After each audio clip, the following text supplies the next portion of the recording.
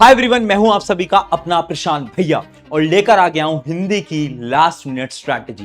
मुझे पता है हिंदी का एग्जाम बहुत पास आ गया है ना। पूरे साल भर तुमने हिंदी के अंदर उतना टाइम नहीं लगाया। अब देखो, एक मैं आपको रियलिटी बता देता हूं। जितना भी टाइम आपके पास बचा है ना हिंदी के एग्जाम के लिए, अगर आपने ढंग से हिंदी नहीं पढ़ी तो ना मार्क्स में ये हिंदी आपको धोखा देने वाली है। क्यों? क्योंकि बच्चे ना हर साल ये गलती करते हैं कि साइंस, मैथ, एसएसटी इनको तो पढ़ते हैं बट हिंदी को ढंग से नहीं पढ़ते। आज मैं आपको बताऊंगा कि ये बचे हुए टाइम में आपको क्या करना है, एग्जाम में जाके पेपर को कैसे अटेम्प्ट करना है कि आपके मार्क्स इंक्रीज हो पाए और किस किस सेक्शन पे आपको कितना टाइम देना है और किस सेक्शन के ऊपर आपको ज्यादा फोकस लगाना है और किसके ऊपर कम फोकस लगाना है। ये सारी चीजें एक वीडियो के अंदर आपकी क्लियर हो जाएगी। स्टार्ट करते हैं, लेकिन उससे पहले मैं बोल रहा हूं, हिंदी का एग्जाम पास आ गया है, जितना भी टाइम है अब लाइटली मत लो। थोड़ी मेहनत लगानी पड़ेगी दोस्त, तभी जाकर हो पाएगा। और कमेंट्स के अंदर लिख देना हिंदी फोड़ेंगे, हिंदी फोड़ेंगे। चलो स्टार्ट करते हैं। अब देखो, हिंदी के अंदर 4 सेक्शन होते हैं जिसके इंग्लिश के अंदर होते हैं। सबको पता है कितने मार्क्स क्या होता है, ये सारी चीजें सबको पता है। लेकिन भैया कौन सा सेक्शन टफ आएगा? देखो, आज मैं आपको ये बता देता हूं, मेजॉरिटी ऑफ बच्चों के एग्जाम के बाद जो नंबर कटेंगे ना, वो कटने वाले हैं ग्रामर वाले सेक्शन में। हाँ, इंग्लिश के अंदर तो ना ग्रामर बहुत छोटा सा सेक्शन होता है, बहुत इजी सेक्शन होता है, बट ये हिंदी है। यहां पर ग्रामर आपको एक तो कितने मार्क्स का मिलेगा, 16 मार्क्स का मिलेगा और थोड़ा टफ साइड पे भी मिलेगा। तो इसकी प्रैक्टिस करनी पड़ेगी। कैसे पढ़ना है उसके बारे में अभी मैं आगे बात करूंगा, टेंशन मत लो। दूसरी और इंपॉर्टेंट चीज, ये जो पैसेज है ना अपठित गद्यांश, ये आपके इजी रहते हैं हिंदी के अंदर, उतने टफ नहीं होते, बट इसकी भी प्रैक्टिस करेंगे। कैसे करेंगे उसके बारे में मैं बात करूंगा। फिर आती है लिटरेचर। लिटरेचर सबसे इजी है क्योंकि पूरे साल भर तुमने क्या करा है स्कूल के अंदर, लिटरेचर ही तो पढ़ा है। तो लिटरेचर तो आपकी हो जाएगी। आपको फोकस करना पड़ेगा राइटिंग सेक्शन पे। यहां पर बच्चों का पेपर छूटता है। हिंदी का जो पेपर है ना, एक तो हिंदी लिखने में ना लोगों को टाइम लगता है, सबके साथ ये प्रॉब्लम है, थोड़ा धीरे धीरे लिखते हैं हम हिंदी। इंग्लिश तो हम बहुत तेज लिख लेते हैं, बट हिंदी लिखने में शायद आपको टाइम लगता हो। तो आपका ना टाइम मैनेजमेंट वाली प्रॉब्लम 101% पेपर के अंदर आएगी, मैं आज आपको गारंटी से बोल रहा हूं। और वो आएगी किसकी वजह से? राइटिंग सेक्शन की वजह से, क्योंकि आपको बहुत सारी चीजें लिखनी है। क्या क्या सोल्यूशन है, एक एक करके स्टार्ट करते हैं। देखो, सबसे पहले मैं बात करता हूं किसकी? अपठित गद्यांश यानी पैसेज की। देखो यार, पैसेज की प्रैक्टिस कैसे करनी है ना, जितना भी टाइम आपके बचा है, 2 दिन बचे हैं एग्जाम के लिए, आपको क्या करना पड़ेगा ना, मिनिमम मिनिमम 10 अपठित गद्यांश आपको सॉल्व करने पड़ेंगे। याद रखना, कितने बोल रहा हूं मैं बोल रहा हूं आपको मिनिमम 10 प्रैक्टिस करने। आपके पास कोई सैंपल पेपर होगा, वरना आप ऑनलाइन वगैरह कहीं से भी उठाकर 10 प्रैक्टिस करोगे। और पता है यहां पे सबसे इंपॉर्टेंट क्या होता है, आपने देखा होगा अगर आपने प्रैक्टिस करी है, ये जो एमसीक्यूज क्वेश्चन आते हैं ना इसके अंदर, वो थोड़े टफ होते हैं। तो एमसीक्यू जब आप अटेम्प्ट कर रहे हो ना, तो ध्यान से सोचो। ये जो आपके 2 शॉर्ट आंसर आते हैं ना, ये तो बहुत इजी होते हैं, इसमें तो सबके पूरे नंबर आ जाते हैं जिसको थोड़ा बहुत भी आता है। लेकिन ना एमसीक्यू का आंसर सही ढूंढना पैसेज में बहुत टिपिकल होता है। उसकी आदत तुम्हें कैसे लगेगी? जब तुम प्रैक्टिस करोगे। अगर तुम बिना प्रैक्टिस करे जा रहे हो ना, मैं सच बता रहा हूं, ये बहुत बड़ी प्रॉब्लम बन जाएगा तुम्हारे लिए। 10 प्रैक्टिस कर लो, काम खत्म हो जाएगा। बस 10 सॉल्व कर लो। एक चीज पे और फोकस रखना है, यहां पे लिखा भी हुआ है, पहले पूरा पैसेज पढ़ना, पूरा का पूरा पैसेज पहले पढ़ना। जैसे मैंने आपको चीज इंग्लिश में भी बताई थी, उसके बाद जाकर आप क्वेश्चन रीड करना। आपको पैसेज का मतलब समझना पड़ेगा, तभी आप आंसर लिख पाओगे। वरना आप अगर एमसीक्यू ऐसे ही टिक कर दोगे ना, तो 80% चांस है वो एमसीक्यू गलत होगा। तो पहले पूरा पैसेज पढ़ना, उसके बाद आप क्या करना, अटेम्प्ट करना। ये इसकी स्ट्रैटेजी है। लास्ट पॉइंट, एमसीक्यू पे थोड़ा सा टफनेस रहती है, तो एमसीक्यू की प्रैक्टिस करके जाना। ठीक है, ये हो गया क्या? अपठित गद्यांश सिर्फ 10 करोगे, काम बन जाएगा, उतना आपके लिए इनफ है। ठीक है, अगली चीज बढ़ते हैं हम, राइटिंग सेक्शन।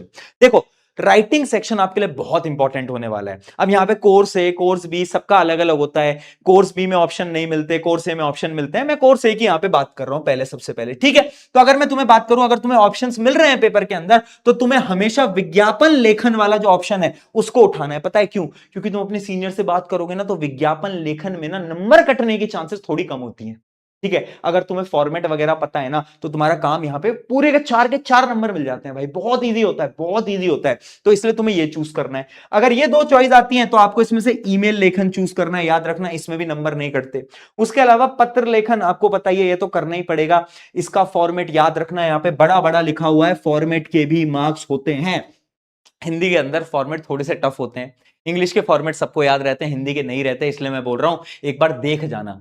जो आपका लास्ट दिन है ना एग्जाम का, एग्जाम वाली जो रात है, उस रात में एक बार फॉर्मेट पूरा पलट के जाना, देख के जाना, ताकि आपके फॉर्मेट दिमाग में रहे। ठीक है, और इसकी प्रैक्टिस तुम अभी से करोगे। उसके अलावा अनुच्छेद लेखन आपके लिए सबसे इंपॉर्टेंट होगा, क्योंकि ये 6 मार्क्स का होता है। सबसे इंपॉर्टेंट अनुच्छेद लेखन।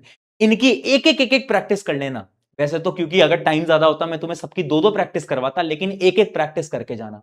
और प्रैक्टिस कैसे करनी है? लिख के प्रैक्टिस करना, दिमाग से कुछ नहीं होगा। मुझे पता है यहाँ पे बहुत स्मार्ट बच्चे हैं जो कि बोलेंगे अच्छा भैया पत्र लेखन है, एक क्वेश्चन देखते हैं दिमाग में सोचते हैं काम हो जाएगा। नहीं, ऐसे काम नहीं होगा। सबकी एक एक पूरे पन्ने पे एक बार लिख के प्रैक्टिस करके जाना। इससे तुम्हें याद है या नहीं तुम्हें आइडिया लग जाएगा।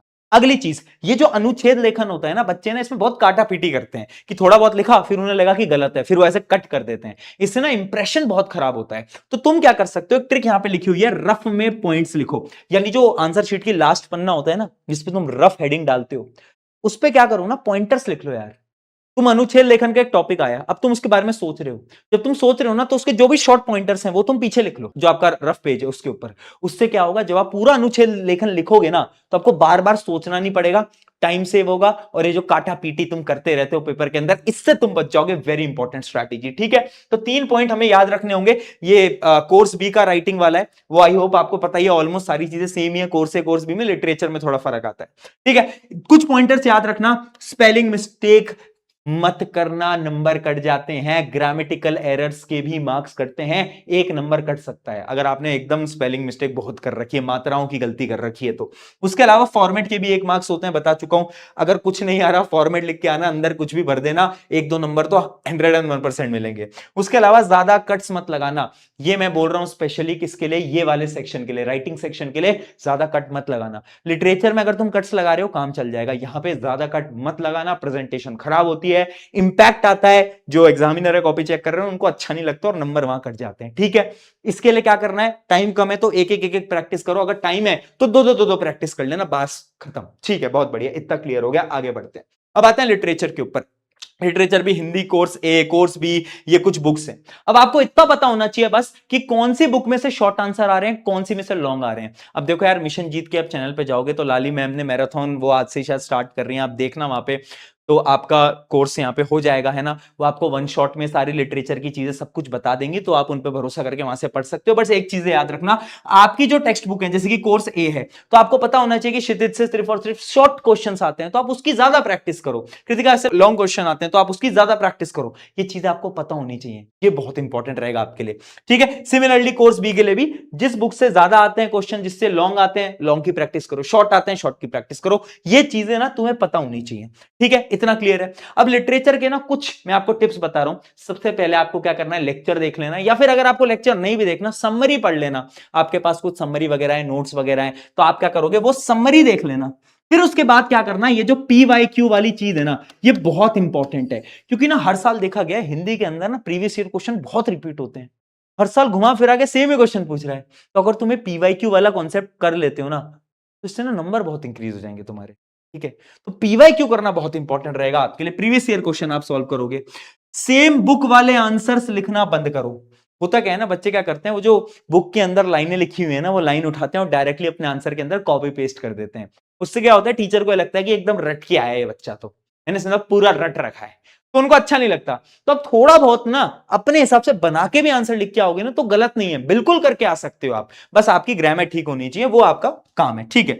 शुरुआत अच्छी करो। हर एक आंसर की स्टार्टिंग की जो पहली 2 लाइन होनी चाहिए ना दोस्त, वो ऐसी होनी चाहिए कि कोई एग्जामिनर कॉपी पढ़े ना तो 2 लाइन में खुश हो जाए, और उसके बाद वो शायद पूरा आंसर पढ़े भी ना और तुम्हें फुल नंबर दे दे।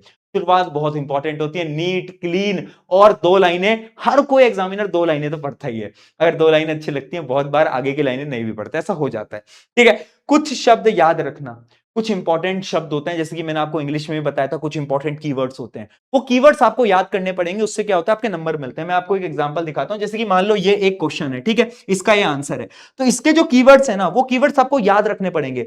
और लास्ट के जो 10 मिनट होते हैं, जो रीडिंग टाइम होता है, उसमें कीवर्ड्स को ना ऐसा पेंसिल से अंडरलाइन कर सकते हो, तो एग्जामिनर एक कीवर्ड पढ़ेगा और आगे बढ़ेगा, ठीक है। तो कीवर्ड स्ट्रैटेजी हिंदी में भी अप्लाई होती है, आप ऐसे अंडरलाइन कर सकते हो, कोई टेंशन वाली बात नहीं है, ठीक है। आगे बढ़ते हैं ग्रामर के ऊपर। ग्रामर का क्या करना है, ग्रामर में नंबर कटेंगे, मतलब कटेंगे, मैं तुम्हें आज बता रहा हूं। लेकिन अगर तुमने प्रैक्टिस करी तो नंबर नहीं कटेंगे। प्रैक्टिस कैसे करोगे, ये भी आपको लाली मैम करवा देंगी, है ना। शायद ग्रामर के लिए भी 1 शॉट आ जाएगा मिशन जीत वाले चैनल पे, बट आपको प्रैक्टिस करनी पड़ेगी। लेक्चर के साथ साथ आपको खुद से प्रैक्टिस करनी पड़ेगी। 30 40 50 सवाल सॉल्व करने पड़ेंगे, तब जाकर होगा। इतना तो करना ही पड़ेगा। अब पूरे साल भर कुछ नहीं करा तो अगर पूरे साल भर पढ़ा है ग्रामर तो कोई दिक्कत नहीं है, बट 90% बच्चे ग्रामर नहीं पढ़ते साल भर, तो इसलिए मैं बोल रहा हूं 30 40 50 क्वेश्चन करने पड़ेंगे, तब जाकर प्रैक्टिस हो पाएगी। ठीक है, तो यूट्यूब पे आप ग्रामर वन शॉट जिससे भी आपको पढ़ना है वहां से जाके पढ़ सकते हो। ठीक है, इसमें चॉइस भी रहेगी, 20 में से 16 क्वेश्चन आपको अटेम्प्ट करने हैं, तो आपका फायदा है। तो जब आपके पास रीडिंग टाइम आएगा तो आप सेलेक्ट कर सकते हो कि कौन सा आपको क्वेश्चन करना है, कौन सा नहीं करना। ठीक है भाई, बहुत बढ़िया, इतना समझ आ गया। अब आते हैं पेपर अटेम्प्ट कैसे करना है, कुछ राइटिंग है क्या? देखो, मेरा ऐसा मानना है, अभी तक तुमने जैसा भी अटेम्प्ट करा है तुम वैसे ही करना जिसमें तुम्हें हाई कॉन्फिडेंस फील होता है। बट अगर मैं तुम्हारी जगह होता तो मैं कैसे अटेम्प्ट करता वो मैं तुम्हें बता देता हूं। मैं पहले वो सेक्शन उठाता जिसका वेटेज हाई है, वो सेक्शन जिसका वेटेज हाई है, और जो बहुत लेंदी है, जिसमें टाइम लगने वाला है। किसमें सबसे ज्यादा टाइम लगता है? अगर तुम सोचोगे तो जो राइटिंग वाला सेक्शन होता है ना, इसमें बहुत टाइम लगता है बच्चों का, बहुत सारा समय जाता है। तो सबसे पहले मैं क्या करता, राइटिंग वाला सेक्शन उठाता और लिखना शुरू करता, है ना। बट अगर मान लो मेरा राइटिंग सेक्शन वीक है, मैंने ज्यादा प्रैक्टिस नहीं करी है, तो हाँ मैं लिटरेचर से स्टार्ट करता। बट मेनली मैं आपको बता रहा हूं आप राइटिंग से स्टार्ट कर सकते हो, उसके बाद आप लिटरेचर पे जा सकते हो। ठीक है, लिटरेचर को या तो फर्स्ट रखना है या तो सेकंड रखना, क्योंकि आप पढ़ के आए हो लिटरेचर। अगर आप लास्ट में लिटरेचर को अटेम्प्ट करोगे ना, तब तक आप क्या पता भूल जाओ लिटरेचर। ठीक है, तो या तो फर्स्ट या तो सेकंड आप अपने हिसाब से कर सकते हो। देन थर्ड आप कर सकते हो पैसेज, है ना। पैसेज आप थर्ड अटेम्प्ट कर सकते हो, और ग्रामर को हमेशा लास्ट में अटेम्प्ट करना, क्योंकि जो ग्रामर होते हैं उसमें ज्यादा टाइम नहीं लगता। लास्ट में अगर आधा पौना घंटा भी मिलता है उसमें भी तुम आराम से ग्रामर को सॉल्व कर सकते हो। 30 minutes are more than enough for grammar. ठीक है, मेन है राइटिंग, इसमें बहुत टाइम लगेगा। मैं आज बोल रहा हूं पेपर थोड़ा लेंदी रहेगा, इसलिए थोड़ी राइटिंग प्रैक्टिस करो, लिख लिख के प्रैक्टिस करो। अगर तुम वहां पर सोचते रह गए पेपर छूट जाएगा, सच्ची में पेपर छूट जाएगा। तो इसकी प्रैक्टिस करके जाना, बाकी पेपर इजी आता है, ज्यादा टेंशन लेने की जरूरत नहीं है। कुछ फाइनल टिप्स के ऊपर आ जाते हैं। फाइनल टिप्स क्या क्या है देखते चलना। सबसे पहले मात्राएं चेक कर लेना, लास्ट का वो जो 10 मिनट में बताता हूं ना रीडिंग टाइम, रीडिंग टाइम मतलब वो जो लास्ट का पेपर चेक करने वाला टाइम होता है 10 मिनट, उसमें मात्राएं एक बार चेक कर लेना। ठीक है, शुरू का जो तुम्हें रीडिंग टाइम मिलेगा उसमें क्या करना है, वो जो और वाले क्वेश्चंस होते हैं वो और वाले क्वेश्चन छांट लेना, कि तुम अनुच्छेद लेखन किस पे करने वाले हो, तुम्हें अपने टॉपिक्स को छांट लेना है।